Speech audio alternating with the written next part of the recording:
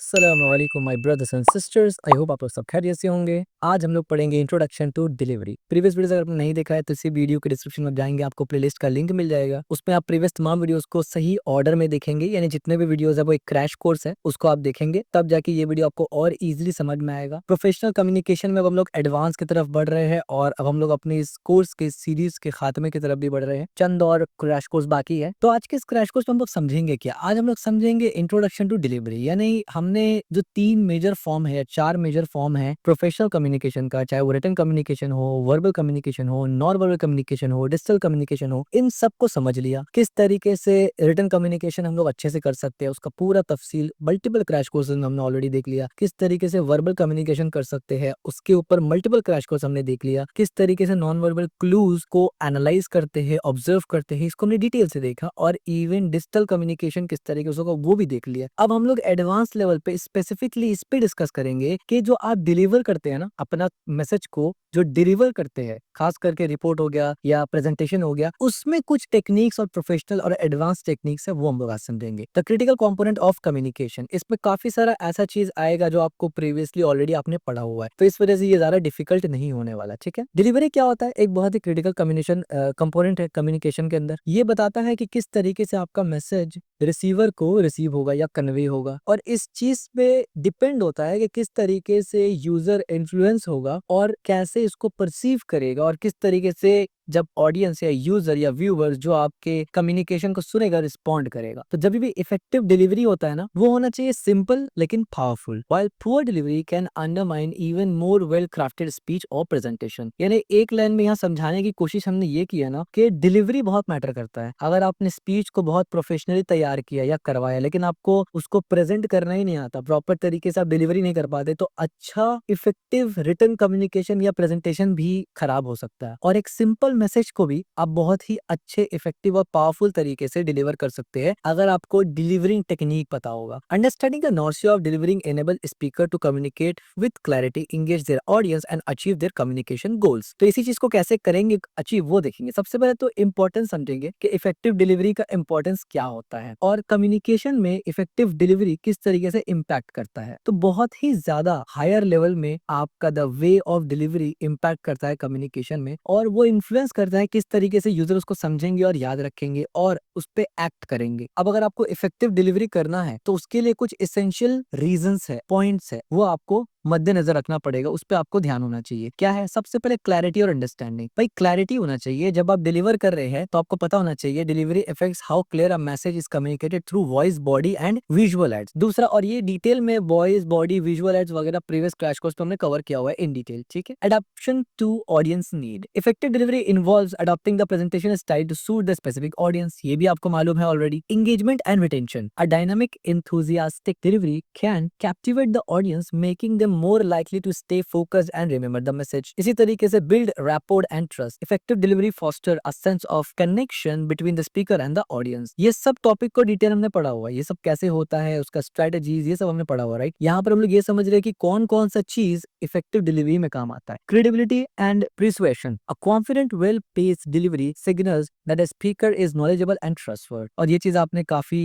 मर्तबा नोटिस भी किया होगा। मैनेजिंग नॉर्सिया, नर्वसनेस को मैनेज करना बहुत इंपॉर्टेंट है जब आप डिलीवरी देते हो, यानी स्पीच को डिलीवरी देते हो। Effective delivery techniques can help manage anxiety and maintain composure during presentation. और इमोशनल इम्पैक्ट भी जरूरी है। Delivery can evoke emotions in the audience, helping to establish a connection between the speaker and the listener. अब ये सब points आपको already मालूम है कि इनका मतलब क्या होता है, लेकिन यहाँ हम लोग ये समझ रहे हैं कि ये इंपॉर्टेंट रोल प्ले करता है इफेक्टिव डिलीवरी में। ठीक है, की एलिमेंट क्या होता है डिलीवरी का, यानी कुछ चीजें हैं जो आपको इस्तेमाल करना ही करना है जब आप इफेक्टिव डिलीवरी कर रहे हो, यानी इफेक्टिव प्रेजेंटेशन को प्रेजेंट कर रहे हो। ठीक है, delivery is compose of a several key element that work together to create a compiling and effective communication experience. Understanding this element allow speaker to refine the delivery and better connect with their audience. अगर आप इन की elements को apply करते हैं जब आप कोई presentation को डिलीवर कर रहे हो ऑडियंस के सामने, तो इससे होगा ये कि ऑडियंस को आपकी बात ज्यादा अच्छे से समझ में आएगा, आप लोग ज्यादा अच्छे से कनेक्ट कर पाएंगे एक दूसरे से, और जो आपका मकसद है प्रेजेंटेशन का वो ज्यादा से ज्यादा अचीव हो पाएगा। सबसे पहले इसमें होता है वोकल डिलीवरी। जब आप वोकल डिलीवरी करते हैं, वोकल डिलीवरी मतलब जब आप जबान से बोल के डिलीवर करते हैं, तो वहां पर टोन, वॉल्यूम, पिच और पेस बहुत ज्यादा इंपॉर्टेंट रोल करता है कि मैसेज किस तरीके से रिसीवर को पहुंचेगा। और टोन, वॉल्यूम, पेस ये सब कुछ हम लोग प्रीवियस वीडियो में डिस्कस कर चुके हैं वर्बल कम्युनिकेशन के क्रैश कोर्स में। Non verbal communication, non verbal communication भी बहुत इंपॉर्टेंट होता है। Body language, facial expression, gesture significantly impact the message is perceived. इस तरीके से आई कॉन्टैक्ट भी बहुत इंपॉर्टेंट रोल प्ले करता है डिलीवरी में, कंटेंट डिलीवरी में, crucial for building a connection with the audience and signalling engagement and confidence. इस तरीके से पेस एंड पॉज, क्या मतलब पेस एंड पॉज, यानी well pace pause can add dramatic effect and allow the audience to absorb information. यानी robot की तरह से बोलते ही नहीं रहना है, किसी जगह पर आपको रुकना होता है, किसी जगह पर आपको स्पीड बोलना होता है, किसी जगह पर आपको वॉइस को थोड़ा सा पिच को हाई और लो करना पड़ता है, जिससे यूजर को उसका इंटेंसिटी, अंडरस्टैंडिंग और अच्छा से होता है और इससे एंगेजमेंट बढ़ता है। Gesture and movement, effective use of aid visual interest the help of illustration point. यानी जेस्चर और मूवमेंट से भी बहुत ज्यादा फर्क पड़ता है। और विजुअल एड्स, यानी enhance delivery by providing additional contact and making complex information more accessible. यानी विजुअल एड्स, चार्ट्स, ग्राफ्स वगैरह ये सब चीज जो आपने ऑलरेडी पढ़ा हुआ है पहले ही, वो ऐड करेंगे। तो ये कुछ की पॉइंट है जो आपको इस्तेमाल करना है जब आप कोई भी किस्म का इन्फॉर्मेशन किसी के साथ शेयर कर रहे होते हैं, खास करके जब वो इन्फॉर्मेशन कोई प्रेजेंटेशन हो या रिपोर्ट हो। These element work together to create a cohesive and impactful delivery that engages the audience and effectively convey the intended message। ठीक है, अब वोकल डिलीवरी को पढ़ते हैं डिटेल में। हालांकि आपको ऑलरेडी मालूम है वोकल डिलीवरी क्या होता है, बट हम लोग जस्ट देख लेते हैं कि वोकल डिलीवरी में क्या क्या चीज आपको ध्यान में रखना है। ठीक है, वोकल डिलीवरी का मतलब क्या है कि आपका जो आवाज है, यानी आपका आवाज का मतलब ये नहीं कि आप सिंगर बन गए, लेकिन आप जिस तरीके से बता रहे हैं लोगों को वो पावरफुल है या नहीं है। वो पावरफुल कैसे बनेगा? वोकल डिलीवरी इसमें उस चीज को बोला जाता है ना कि जब स्पीकर बोल रहा हो तो उसका आवाज को किस तरीके से यूजर सुन रहा है या नहीं, क्या उसका आवाज क्लियर है, क्या उसका आवाज मैसेज को कन्वे कर रहा है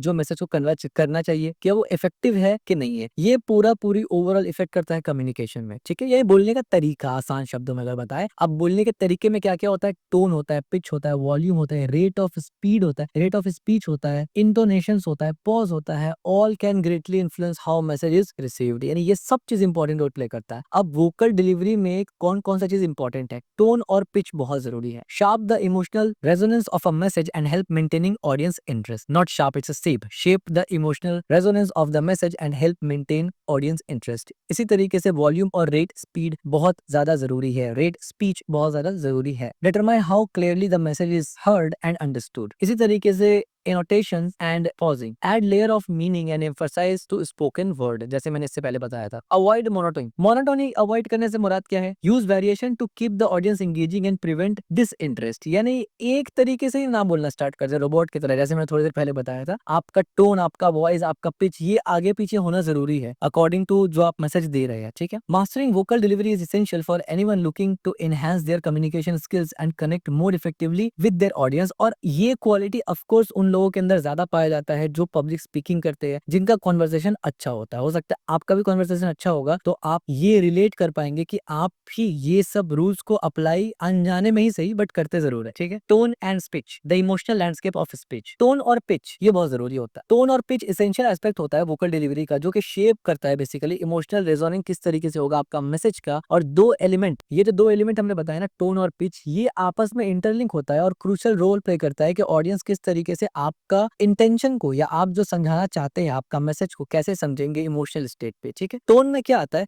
रिफर्स टू द क्वालिटी और character of the speaker's voice. It is emotional undercurrent that the voice convey shaping the mood of the communication. Different situation demand different tone, ये आपको ऑलरेडी पता है। Formal setting में serious, confident और clear tone होना चाहिए। Relax environment में engaging, upbeat and personal tone इस्तेमाल होता है। जहां तक बात है पिच का, तो refer to the highness and the lowness of the speaker's voice. यानी आप कितना आवाज को बुलंद करते हो और कितना उसको धीमा करते हैं। Varying pitch helps maintaining audience attention and convey meanings beyond words. यानी कुछ वर्ड्स को जब आप ज्यादा बुलंद करके बोलते हैं तो ऑटोमेटिकली यूजर को समझ में आता है कि ये कुछ एम्फसाइज वाला वर्ड है। कुछ इंपॉर्टेंट पॉइंट यहाँ डिस्कस हो रहा है। ठीक है, high pitch excitement, urgency, heightened emotions. और लो पिच का मतलब कामनेस, अथॉरिटी और सीरियसनेस। ठीक है, यानी याद रखिए लो पिच किस चीज को रिप्रेजेंट करता है, हाई पिच किस चीज को रिप्रेजेंट करता है। The combination of the tone and speech from the overall emotional landscape of the speech or presentation. Effective speaker adjusts these elements based on context, audience and messages. इसके बाद आता है volume और rate. Controlling your vocal presence. Volume and rate speech are two key elements that contribute to the effectiveness of the vocal delivery. These factors determine how clearly message is heard and understood and how the speaker's intent is communicated. अब जो volume है, pitch का मतलब तो होता है high और लो करना. वॉल्यूम का मतलब होता है कि किस तरीके से, किस आवाज में आप इन जनरल गुफ्तगू कर रहे हैं. तो वॉल्यूम किसको बोलते हैं? रिफर्स टू हाउ लाउड और soft the speaker voice is. Speaker का आवाज कितना बुलंद है या धीमा है, आहिस्ता है. और ये जनरल की बात हो रही है, बीच बीच में जो पिच हाई और लो होता है उसकी बात नहीं हो रही है. The appropriate volume depends on. अब अप्रोप्रिएट वॉल्यूम कौन सा होगा, ये डिपेंड करेगा साइज ऑफ द ऑडियंस, ये डिपेंड करेगा एक्यूस्टिक्स ऑफ द रूम, ये डिपेंड करेगा मीडियम ऑफ कम्युनिकेशन, कौन से कम्युनिकेशन में बात कर रहे हैं. Strategic volume variation can add emphasis to key points and convey emotional messages. Rate of speech का मतलब क्या होता है? Refers to how quickly or slowly a speaker talk. कितना speed या कितना slow speaker बात कर रहा होता है. The ideal rate allow the audience to process information comfortably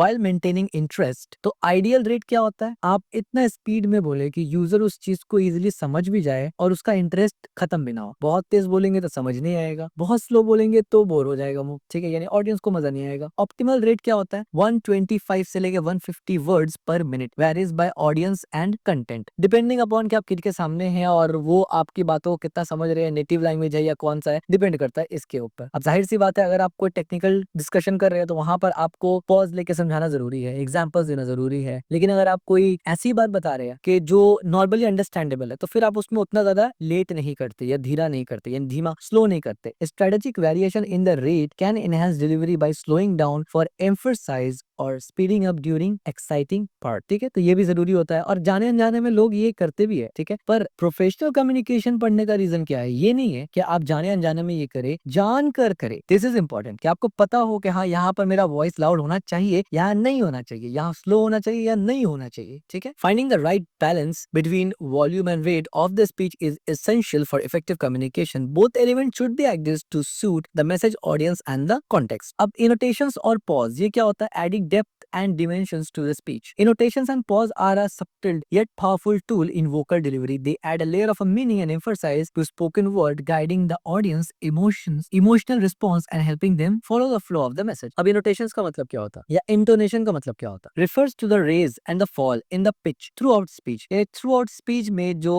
voice है या जो pitch है वो ऊंचा और जो नीचा होता है, ये होता है intonation. It reflects the emotional state, emotional content of the message and indicate how speaker wants the audience to interpret the information. Rising intonation का मतलब questions, uncertainty और falling intonation का मतलब finality और confidence. Variation prevent monotony and adds emphasis. यानी इन दोनों का variation होना जरूरी है. ऐसा ना हो कि पूरा टाइम आप हाई पिच में बोल रहे हो, ऐसा ना हो कि पूरा टाइम आप लो पिच में ही बोल रहे हो. ठीक है, it depends on the context. Pausing. Now pausing क्या है? The deliberate use of the silence between words of the sentence. Pause serves a several purpose. ये काफी इंपॉर्टेंट चीज है कि जो पॉज होता है ना, बाजू का डेलिबरेटली पॉज लेते हैं वहां पर. ठीक है, कैसे लेते हैं? एक होता है एम्फसाइज करने के लिए, सिंगल्स इंपॉर्टेंट ऑफ पॉइंट. कोई एक बहुत इंपॉर्टेंट पॉइंट की तरफ अगर आपको सिग्नल देना है तो उसको एम्फसाइज करने के लिए आप पॉज लेते हैं वहां पर. ठीक है, clarity helps structure the message. Pace regulate how flow speech and reflection gives audience time to absorb. ये सब रीजन की वजह से आप पॉज देते हैं. Both intonation and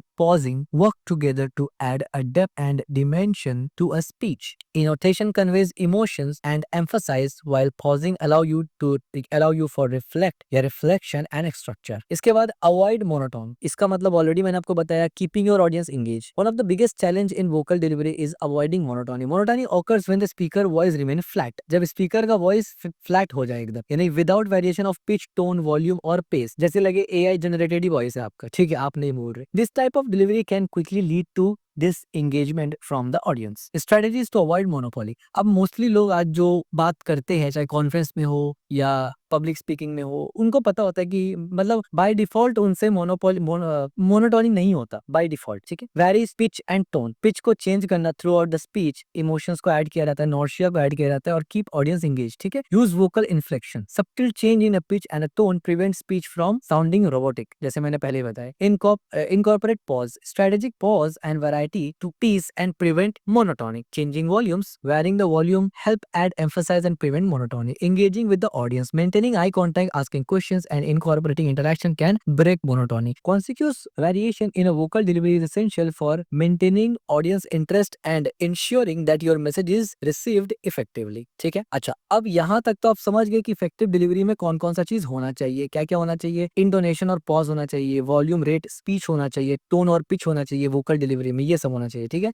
now physical delivery में अब सवाल ये पैदा होता है कि वोकल डिलीवरी तो फिजिकल है, वोकल डिलीवरी डिलीवरी भी तो फिजिकल डिलीवरी है ना। अब देखिए local vocal delivery physical delivery है, लेकिन वोकल डिलीवरी में हम लोग सिर्फ बात करते हैं कि किस तरीके से आप बात कर रहे हैं, यानी वर्बल कम्युनिकेशन पे डिस्कस किया जाता है, गुफ्तगू किया जाता है। जबकि फिजिकल डिलीवरी में वर्बल कम्युनिकेशन और नॉन वर्बल कम्युनिकेशन भी इंक्लूडेड है, यानी अगर आपने प्रीवियस क्रैश कोर्स को देखा है आपको ऑलरेडी मालूम होगा ये। तो वो वर्बल कम्युनिकेशन से रिलेटेड हमने डिस्कस किया, अब नॉन वर्बल कम्युनिकेशन से रिलेटेड हम लोग डिस्कस करने जा रहे हैं। Physical delivery is essential aspect for communication that complements vocal delivery and reinforcing the message being conveyed. It involves the use of non-verbal clues such as body language, facial expression, gesture, posture and eye contact to enhance communication and engage the audience. ये भी काफी easy है और already हमने इससे पहले multiple crash course में detail में डिस्कस किया और इसके ऊपर खुद एक डेडिकेटेड क्रैश कोर्स हमारा मौजूद है कि नॉन वर्बल कम्युनिकेशन के ऊपर। इसमें की कंपोनेंट क्या है, बॉडी लैंग्वेज बहुत ज्यादा इंपॉर्टेंट होता है, जिससे आप इमोशंस कन्वे करते हैं जो कि एक नॉन वर्बल साइन होता है। इसके बाद facial expression and eye contact, इससे भी emotional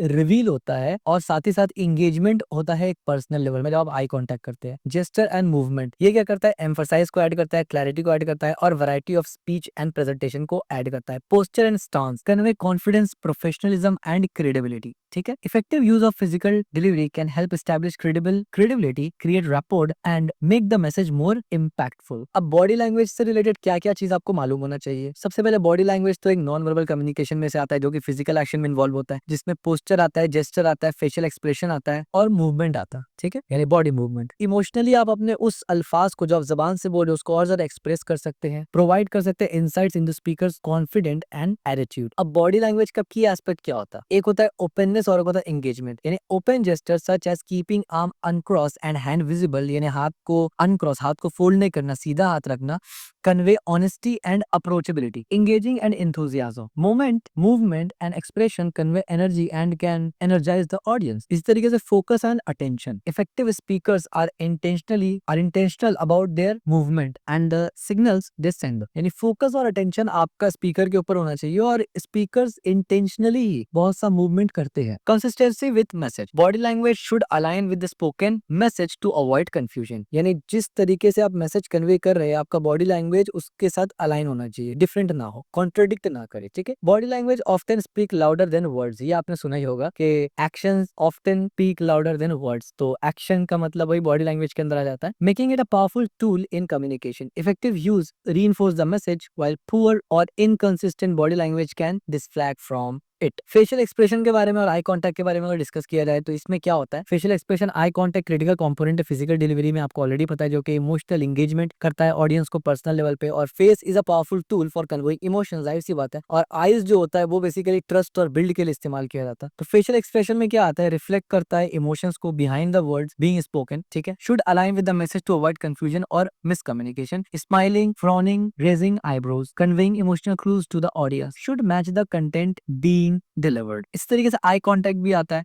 One of the most direct and impactful form of non-verbal communication helps create a connection between speaker and audience. Show attentiveness and sincerity. ठीक है, आई बहुत ज्यादा अच्छा रोल प्ले करता है। इसी तरीके से build trust and engagement. Sweep the room, making a brief contact with different individual, यानी अगर आप बहुत से लोगों से बात कर रहे हैं एक वक्त में तो अलग अलग इंडिविजुअल से आई कांटेक्ट करना बहुत ज्यादा जरूरी हो जाता है स्पीकर के लिए। Together facial expression and eye contact enhance communication by adding emotional depth and fostering audience connections. ये ऐसी चीजें हैं कि जो मोस्टली लोग पब्लिक स्पीकिंग करते हैं उनको ऑलरेडी मालूम है। Gesture and movement aid emphasize and variety. Gesture and movement are integral to physical delivery as they aid emphasize clarity and variety of a speech and presentation. When used differently they can create a more engaging and persuasive delivery. Types of gesture, अब gesture का कितना type होता है, descriptive हो सकता है एक, empathic हो सकता है एक और सजेस्टिव हो सकता है। ठीक है, डिस्क्रिप्टिव में क्या होता है, इलस्ट्रेट और visually describe what the speaker is saying, यानी आप कुछ बोल रहे हैं और आप हाथ से उसको डिस्क्राइब भी कर रहे हैं। दूसरा emphasize point, fist pump, pointing finger,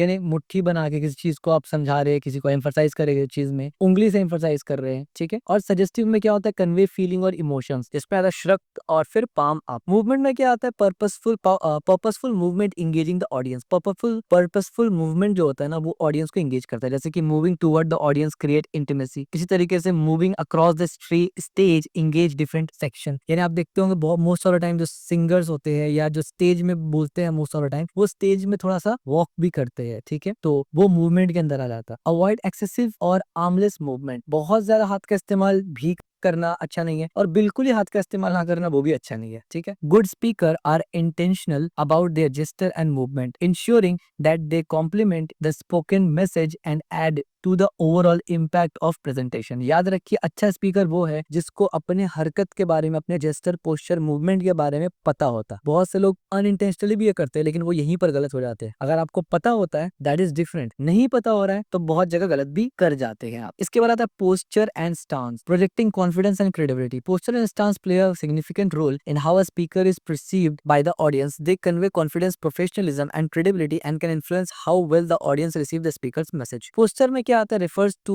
why the speaker holds their body while speaking, यानी किस तरीके से आप अपने बॉडी को होल्ड करते हैं, यानी होल्ड करने से मुराद है किस तरीके से आप खड़े हैं या किस तरीके से आप बैठे हैं। इसमें क्या आता है, stand toll with straight back, यानी सीधा खड़ा हो गया आप, स्ट्रेट बैक, ठीक है, यानी शोल्डर नहीं झुका, इस तरीके से शोल्डर रिलैक्स, ये हो गया। इस तरीके से फीट फर्मली प्लांटेड, इस तरीके से signals confident and authority, aids in voice projection and breath. Most of the time ये टॉपिक्स आ जाता है पर्सनैलिटी डेवलपमेंट के अंदर, बट प्रोफेशनल कम्युनिकेशन में भी इसको हम लोग टच करते हैं। Stance refer to the speaker's physical position and balance, यानी जो खड़े हैं, जिस तरीके से खड़े हैं, पोजीशन आपका, स्टांस कितना स्ट्रॉन्ग है या कितना नॉर्मल है। Stand evenly on a both feet, क्या इस तरीके से आप खड़े हैं। अवॉइड शिफ्टिंग वेट एक्सेसिवली, यानी दोनों पैर पे खड़ा होना है, एक पैर पे पूरा वेट शिफ्ट नहीं करना, क्योंकि वो प्रोफेशनलिज्म को रिप्रेजेंट नहीं करता फिर, ठीक है। डोंट क्रॉस आर्म्स और स्टैंड टू वाइड नैरो, यानी एकदम पैर जोड़ के भी नहीं खड़ा होना, एकदम पैर बड़ा करके भी नहीं खड़ा होना, और आर्म को क्रॉस नहीं करना। दोनों हाथ को जो हम लोग क्रॉस कर लेते हैं ना, हाथ फोल्ड कर लेते हैं खड़े होते वक्त बहुत कोई, वो नहीं करना, खास करके प्रोफेशनल सेटिंग्स में बिल्कुल नहीं करना। Create stability and project confidence, stability create करिए और एक कॉन्फिडेंस से खड़े रहिए नॉर्मल, ठीक है। Help maintain control of movement, a strong posture and balance stance is not project confidence but also contribute the clear speech and more effective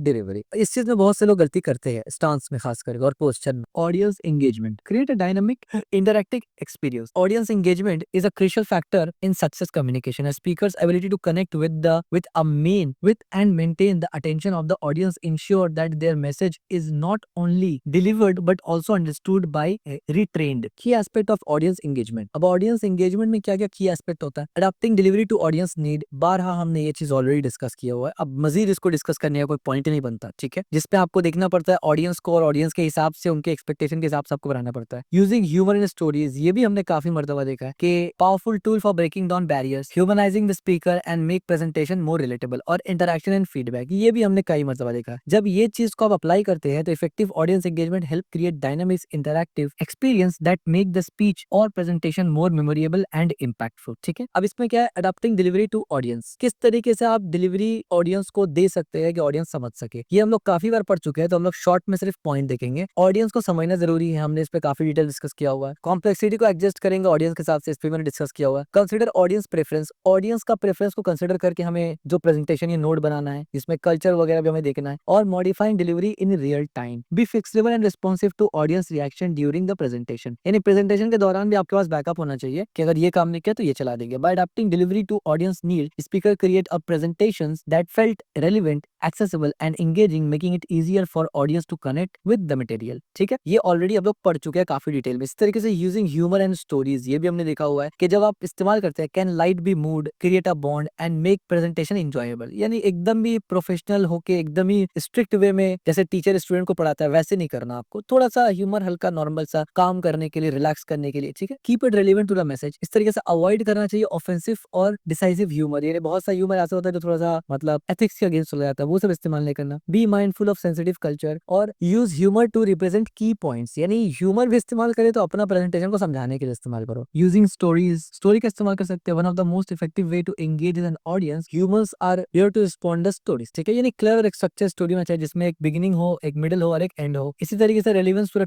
topic से relevant story बताना है। टॉपिक कुछ और, स्टोरी कुछ और बता रहा है, ऐसा नहीं होना चाहिए। टॉपिक जो स्टोरी बता रहे हैं उसमें कुछ लेसन होना चाहिए जिससे इमोशनली बंदा कनेक्ट कर सके। मेक कॉम्प्लेक्स आइडिया एक्सेसिबल, ठीक है। By using humour and story strategically, speakers make their presentation more engaging, relatable and impactful, helping the audience connect with the content on an emotional level. Interaction and feedback, creating a two way dialogue, इस पे भी हमने काफी detail discuss किया हुआ है कि question user को मौका मिलना चाहिए या व्यूअर को, ऑडियंस को, तो आपसे सवाल पूछे। ऑडियंस को पार्टिसिपेट करने का मौका देना चाहिए कि वो आपसे डिस्कशन करे पोल के जरिए, हाथ उठा के, या फिर क्वेश्चन आंसर सेशन होगा नॉर्मली इस तरीके से, ठीक है। Provide opportunity of feedback, observe body language and reaction, ठीक है, ये भी जरूरी है। Respond to audience need, audience जो सवाल पूछते हैं उसको रिस्पॉन्स दीजिए। Q&A वगैरह होना चाहिए जिससे इंटरेक्शन और फीडबैक जरूरी हो जाता है, जिससे आपका बेनिफिट भी है और उनका बेनिफिट भी है। इसी तरीके से कल्चरल कंसिडरेशन इन डिलीवरी, जब आप डिलीवर करते हैं कोई भी चीज तो आपको कल्चरल सेंसिटिविटी का ध्यान रखना है। जैसे कि की एरिया क्या होता है, cross culture communication and delivery style. इसका मतलब ये है कि different culture have distinct preference for communication styles, ये आपको ऑलरेडी पता है। और cultural sensitivity in tone and gesture, इशारा और टोन में कल्चरल सेंसिटिविटी का ध्यान रखना है कि tone and gesture can carry different meaning across the cultures. Cultural awareness not only improve the clarity of the message but also foster a respectful and inclusive communication environment leading to more meaningful interaction। Cross culture communication में क्या क्या आता है ये भी हालांकि हमने detail discuss किया हुआ था एथिक्स के क्रैश कोर्स में। इसमें क्या क्या आता है, वैलिडेटिंग डिलीवरी स्टाइल, यानी जिस लोगों को, जो ऑडियंस आपके सामने है उनका बेसिक लेवल पे आपको कल्चरल बैकग्राउंड जानना जरूरी है। Contextual communication, high context cultures rely heavily on non verbal clues while low context culture prioritize explicit verbal communication. अब जो हाई कॉन्टेक्स्ट कल्चर्स होते हैं ना वो ज्यादातर रिलाई करते हैं नॉन वर्बल कम्युनिकेशन में, इशारा, जेस्चर, पोस्चर, इस पे। और जो लो कॉन्टेक्स्ट कल्चर होते हैं वो ज्यादातर वर्बल कम्युनिकेशन पे रिलाई करते हैं, यानी क्या आप बोल रहे हैं। Adopting to audience expectation, audience का एक्सपेक्टेशन के बेसिस पर होना चाहिए, जाहिर सी बात है। फीडबैक मैकेनिज्म होना चाहिए जैसे ऊपर में डिस्कस किया। By recognizing and adopting to various delivery style in a cross culture communication, speaker enhance their effectiveness and ensure their message resonate with diverse audience। Cultural sensitivity in tone and gesture जो हमने यहाँ पर ऊपर discuss किया, इसमें कुछ कुछ ध्यान क्या रखना है कि जैसे कि tone of voice, different culture, अलग अलग कल्चर इंटरप्रेट करते हैं टोन को अलग अलग तरीके से, तो जिस कल्चर में आप बात करें उसी हिसाब से आप टोन रखें, ठीक है। Gesture and non verbal clues, यानी gestures can carry different meaning across the culture, अलग अलग कल्चर में जो इशारा है उसका अलग अलग मतलब होगा। What's positive in the culture में be offensive in another culture, हो सकता है यहाँ पर कोई इशारा पॉजिटिव हो, दूसरे कल्चर में वो नेगेटिव हो, तो इसका ध्यान रखना आपको जरूरी है। Facial expression like smiling may have different meaning और फ्रीक्वेंसी यूज अक्रॉस कल्चर, यानी जो स्माइल करना इसका अलग अलग कल्चर में अलग अलग मीनिंग होता है। सार्कास्टिक वे में कुछ कल्चर में अगर टॉपिक में आप स्माइल करते हैं वहाँ सार्कास्टिक वे में लिया जा सकता है, कुछ जगह पॉजिटिव वे में लिया जा सकता है। और इवन ये कल्चर के ऊपर भी डिपेंड करता है और इंडिविजुअल के माइंडसेट के ऊपर भी डिपेंड करता है। Cultural norms around silence, silence में indicate thoughtfulness in some culture and discomfort in another, ठीक है। To foster effective cross culture communication, speakers should educate themselves about their audience cultural background and to be open feedback. इसके ऊपर में detail discuss किया हुआ है किस तरीके से आप, यानी प्रेजेंटेशन वाले में हमने डिस्कस किया था कि किस तरीके से आप पता करते हैं कि आपके ऑडियंस का कल्चर क्या है और किस तरीके से उसके तहत आप अपना प्रेजेंटेशन को रेडी करते हैं। ओवरकमिंग डिलीवरी बैरियर्स, अब कुछ डिलीवरी बैरियर्स होते हैं उसको ओवरकम करना जरूरी है। क्या क्या बैरियर है, जैसे कि managing stage fright and nervousness, यानी common experience that can undermine confidence, यानी कॉन्फिडेंस का कमी, इतने लोगों के सामने मैं कैसे बताऊं स्टेज में, this is the major barrier. दूसरा क्या होता है, dealing with technical difficulties, equipment failure, software issue that disrupt interruption, जो कि बहुत ही कम होता है और ये स्पीकर के वजह से नहीं होता, ये जनरल जो इन्वायरमेंट है उसके वजह से होता है। Existing delivery in unfavourable situation, adopting to distracted audience, uncomfortable environment और अनएक्सपेक्टेड डिसरप्शन, यानी आप इसलिए भी प्रिपेयर होने चाहिए ना कि ऐसे जगह आप स्पीच दे रहे हो या ऐसे जगह आप प्रेजेंटेशन दे रहे हो जहां पर लोग आपको, आप बोल सकते हैं कि इंटरप्ट कर सकते हैं या डिस्टर्ब हो सकता है अनएक्सपेक्टेड या अनकंफर्टेबल हो या अनफेवरेबल सिचुएशन, ठीक है। Understanding how to overcome this obstacle is a crucial for maintaining composure and delivering successful message. अब managing stage fright and nervousness, ये कैसे करेंगे। कॉन्करिंग प्रेजेंटेशन एंजाइटी, वो जो लोग को मोस्टली होता है, इसके लिए कुछ की बैरियर है, हालांकि इसके ऊपर भी हमने डिस्कस किया था थोड़ा, बट इसको हम लोग थोड़ा डिटेल में डिस्कस करेंगे। प्रिपेयरिंग एंड प्रैक्टिस, हमने इस पर डिस्कस किया हुआ था कि प्रिपरेशन, प्रॉपर प्रिपरेशन और प्रिपरेशन कैसे करते हैं प्रेजेंटेशन, हमने प्रेजेंटेशन वाले क्रैश कोर्स में, जो प्रीवियस क्रैश कोर्स था उसमें डिटेल डिस्कस किया था। और प्रैक्टिस अगर आप करते हैं तो ये पहला की पॉइंट है कि जिससे आपका नर्वसनेस और एंजाइटी कम होता है, क्योंकि आपने वो प्रैक्टिस ऑलरेडी किया हुआ है। Visualisation technique, image a successful presentation to create familiarity with easy nervousness, यानी imagine a successful presentation to create familiarity and ease nervousness, यानी आप फ्यूचर के बारे में सोचिए। जाहिर सी बात है, जब आप ये प्रेजेंटेशन दे देंगे, सक्सेसफुल प्रेजेंटेशन देने के बाद उसका आउटकम क्या आएगा। ब्रीदिंग एक्सरसाइज, ब्रीदिंग एक्सरसाइज क्या होता है? डीप ब्रेथ हेल्प्स काम nerves and regulate heart rate, यानी नर्व्स को शांत करता है, हार्ट रेट को रेगुलेट करता है अगर आप बहुत ज्यादा नर्वस हो रहे हैं उस वक्त, ठीक है। पॉजिटिव सेल्फ टॉक, ये बहुत इंपॉर्टेंट चीज है, बहुत ज्यादा इंपॉर्टेंट चीज है। खुद से बात करना जरूरी है और पॉजिटिव में बात करना जरूरी है। Replace negative thought with positive affirmation, यानी आप खुद से ये सोचना। इसका एग्जांपल मैंने प्रेजेंटेशन वाले में भी दिया था कि यार आप कोई रॉकेट नहीं बना रहे कि इतना आप डर रहे हैं, आपने सिर्फ एक स्पीच और प्रेजेंटेशन बनाया है और आप ये पहली बार दे रहे हैं, तो जाहिर सी बात है ये कोई रॉकेट बनाना जितना डिफिकल्ट तो है नहीं। ऊपर से आपने प्रैक्टिस भी किया हुआ है, अगर गलत हो भी जाए तो खत्म ना, जिंदगी खत्म थोड़ी हो जा रहा है, नेक्स्ट टाइम दोबारा मौका मिलेगा। अभी जो गलती करेंगे नेक्स्ट टाइम तो नहीं होगा ना, तो एटलीस्ट 10 बार स्पीच देने के बाद तो अभी 11 बार में प्रोफेशनल बन ही जाएंगे ना। तो बस दैट्स इट, जिसने भी स्पीच दिया है फर्स्ट टाइम में कोई प्रोफेशनल नहीं होता है। बस ये मोटिवेशन काफी है, ये सेल्फ टॉक बहुत होता है इंसान के लिए कि भाई मैं जो काम कर रहा हूँ और मुझे जो डर लग रहा है ये दुनिया में सबको लगा था जब वो पहली बार किया था, तो मुझे भी लग रहा है, इसमें क्या बात है। बस ध्यान ये रखना है कि जो आप बोल रहे हैं वो आपको मालूम हो, मुंह से कुछ भी बड़बड़ करके बोल देना नहीं है, और जब लोग आपको उसके बाद कोई फीडबैक दे उसको एक्सेप्ट करना चाहिए, ठीक है। और इससे पहले प्रैक्टिस होना चाहिए, बस that's it. Focus on the message, redirect attention from oneself to message and audience. By implementing these strategies, speaker can effectively manage stage fright and nervousness, allowing them to focus on delivering their message with confidence. ठीक है। Dealing with technical difficulties, अब ये उतना कोई मतलब आप बोल सकते हैं कि स्पीकर के ऊपर डिपेंडेंट नहीं है, और टेक्निकल डिफिकल्टीज से रिलेटेड हमने ऑलरेडी प्रेजेंटेशन वाले में बोला था, जैसे कि टेक्निकल इशू आ सकता है प्रेजेंटेशन में, बैकअप वगैरह उसके लिए रखना है। स्टे काम एंड कंपोज, यानी काम और कंपोज रहना है, ठीक है, यानी maintain composure to preserve credibility and keep audience comfortable, ठीक है। पैनिक नहीं करना है कोई भी कुछ हो जाए तो। Engaging the audience during delay, अब कोई डिले अगर हो जाए, कोई प्रॉब्लम हो जाए, डाउन टाइम हो गया, इंटरनेट का प्रॉब्लम हो गया, तो उसमें आपको लोगों के साथ क्वेश्चन आंसर स्टोरीज या मतलब इंगेज रखना है, ऐसा नहीं कि मुंह बन करके बैठे हुए। सिंप्लीफाई द मैसेज, मैसेज को सिंप्लीफाई करना जरूरी है। एक्नॉलेजमेंट द इशू, और जो प्रॉब्लम है be transparent about technical difficulties to foster understanding, यानी क्लियर रखे कि हाँ चलो ये दिक्कत आ चुका है। अब ऑडियंस भी कोई आसमान से थोड़ी उठ के आया, उनको भी पता है ना ये प्रॉब्लम टेक्निकलिटी आ सकता है। ऑफ कोर्स आपने इसको चेक तो किया था, बट फिर भी इट्स अ टेक्निकल प्रॉब्लम, कभी भी आ सकता है ना, 100% तो किसी चीज का श्योरिटी नहीं होता है, तो ये चीज पॉजिटिव वे में कन्वे करना जरूरी होता है। Bye preparing for technical issues and demonstrating flexibility, speaker can navigate challenges effectively and maintain audience engagement. Adjusting delivery in unfavourable situation, जैसे कि एड्रेस कर रहे हैं आप ऑडियंस का मूड को, by attending energy and engagement level adjust accordingly, यानी audience का मूड के हिसाब से। मान लीजिए आप कोई बात बोल रहे हैं जो एक मतलब मान लीजिए डिबेटेबल कोई टॉपिक है उस पे, तो ऐसे सिनेरियोज में मॉडिफाइंग पीस एंड एनर्जी, ठीक है, पीसिंग और एनर्जी को एडजस्ट करें, adjust your delivery style to match the influence the room's atmosphere, ठीक है, यानी जो इन्वायरमेंट है, जो माहौल है, उस हिसाब से अपना एनर्जी और अपना पेस को मॉडिफाई करें। यूटिलाइज ऑडियंस फीडबैक, ऑडियंस का फीडबैक से यूटिलाइज करें, यानी उसको ठीक करें। Addressing disruption promptly, handling interruption calmly and reinforce audience, अब बहुत टाइम ऐसा होता है कि लोग आपको इंटरप्ट करते हैं, तो वहां पर आपको कामली और आराम आराम से ऑडियंस को ये करना है, ऐसा नहीं कि अब आप भी उसी की तरह हरकत करना शुरू कर दे, ठीक है, फिर फायदा क्या है आपका प्रोफेशनल कम्युनिकेशन पढ़ने का, अगर आप सही जगह उसको अप्लाई नहीं कर पाते तो। Creating a comfortable environment, acknowledge the address physical discomfort when possible, ठीक है। Adaptability is a crucial skills for presenters, ये बहुत इंपॉर्टेंट चीज है, सिर्फ प्रेजेंटर्स के लिए नहीं, हर इंसान के लिए जरूरी होता है adaptability. Being able to adjust delivery in response to challenge, criticism, circumstances, demonstrate professionalism and enhance communication effectiveness. और सबसे इंपॉर्टेंट चीज ऐसे सिनेरियो में आपका प्रोफेशनल स्किल्स काम में आता है कि आप कितने प्रोफेशनल है। एनहांस डिलीवरी विद टेक्नोलॉजी, अब टेक्नोलॉजी से कैसे आप डिलीवरी एनहांस करेंगे, हमने ऑलरेडी मॉडर्न टेक्नोलॉजी के ऊपर कम्युनिकेशन का बहुत डिटेल डिस्कस दिया हुआ है, वहां हमने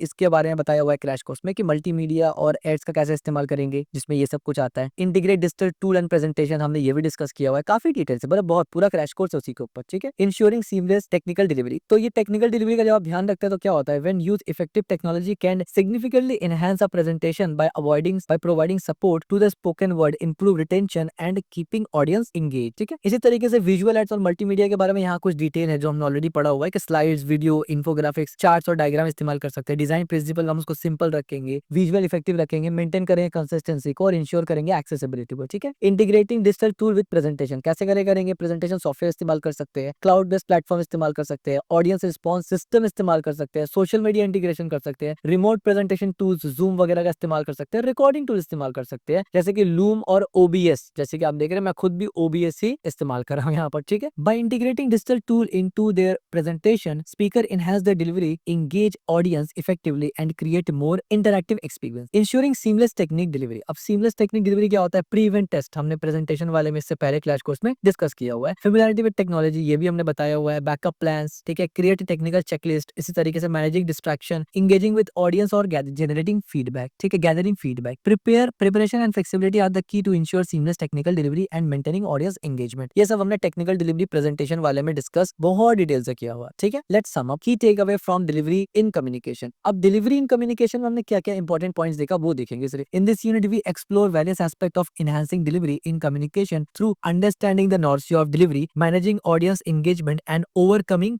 बैरियर्स। की पॉइंट्स क्या क्या कवर किया हम लोगों ने? सबसे पहले तो हमने देखा इंपॉर्टेंट क्या है अडॉप्ट करना डिलीवरी को ऑडियंस नीड के हिसाब से, जिसके ऊपर पहले भी मल्टीपल कोर्स हमारा क्रैश कोर्सेज मौजूद है और आज हमने उसका इंपॉर्टेंस देखा। यानी इसका डिटेल आपको प्रीवियस क्रैश कोर्स में मिल जाएगा। आज हमने इस चीज का इंपॉर्टेंस बताया कि किसमें इनका इसका इंपॉर्टेंट आता है, डिलीवरी इन कम्युनिकेशन में इसका इंपॉर्टेंस बढ़ जाता है, ठीक है। Utilizing human and story telling to engage audience, ये हमने देखा। Leveraging technology to create dynamic presentation, ये हमने देखा और इसके जो प्रीवियस डिटेल है वो पीछे क्रैश कोर्स में हमने पढ़ा हुआ है। Managing stage fright and technical difficulties, ये हमने देखा। Adjusting delivery in unfavourable situations, ये भी हमने देखा। Consider culture difference in diverse in delivery style, ये भी हमने देखा और प्रीवियस क्रैश कोर्स में भी एथिक्स वाले में हमने डिटेल डिस्कस किया है। Integrating visual aids and digital tool effectively, ये भी हमने प्रीवियस 2-4 क्रैश कोर्स में बहुत डिटेल से डिस्कस किया। Mastering this technique enhance the overall effectiveness of communication, ensuring that message are delivered clearly and memorable। इस यूनिट का कुछ क्वेश्चंस है अपना अंडरस्टैंडिंग को टेस्ट करने के लिए। व्हाट आर द 3 की element of effective delivery in communication, यह बताना है आपको। How can a speaker adopt their delivery to suit different audience, describe 2 method for managing stage fright before presentation, what are some effective uses of visual aids in presentation, how can technology be integrated to enhance audience engagement, what step can a speaker take to ensure a seamless technical delivery, why it is important to consider cultural difference in delivery style, how can a speaker effectively address and manage technical difficulties during presentation, what